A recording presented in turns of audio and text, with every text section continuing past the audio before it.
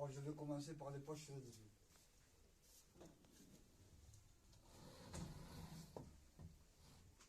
Ah, hier dans la salle, il y avait un spectateur.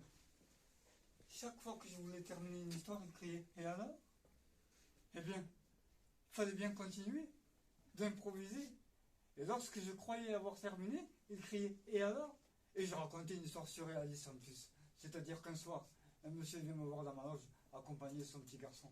Il tenait son petit garçon par la main. Il vient me voir et me dit, monsieur, pour retenir toutes vos histoires, vous devez avoir une mémoire prodigieuse. Et je dis non, j'ai des poches sous les yeux. Alors je glisse mes textes.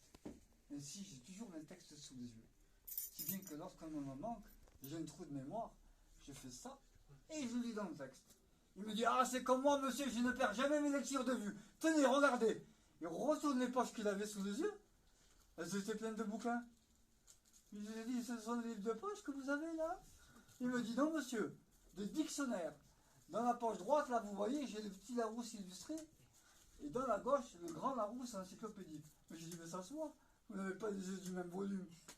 Et je dis, mais vous n'avez pas les Robert? Il me dit, non, les Robert, c'est ma femme qui les porte. Je dis, elle a aussi les poches sous les yeux, votre femme? Il me dit, elle, ce ne sont pas des poches. C'est beaucoup plus volumineux que ça. Ce sont des, allez chercher le mot, des valises. Dans la valise droite, là, elle met le petit Robert, et dans la gauche, le grand Robert. Je dis si bien que ce que vous ne trouvez pas dans vos Larousse, vous les cherchez dans ces Robert. Et là-dessus, le gosse a éclaté. Dites donc, vous, ces réalités, là, c'est bientôt fini, non? Hein? Des poches sous les yeux. Bon, passe encore. Mais des Larousse dans les poches, et des Robert dans les valises. Vous trouvez pas ça un peu gros, non?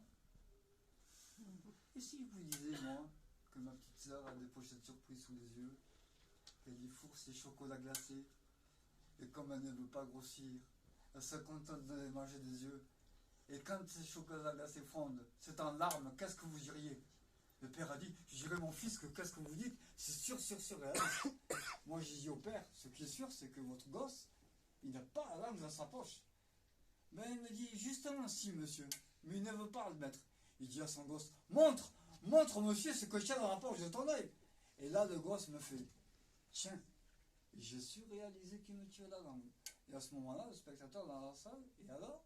Ben, j'ai dit alors, quand il a fermé l'œil, il s'est mordu la langue.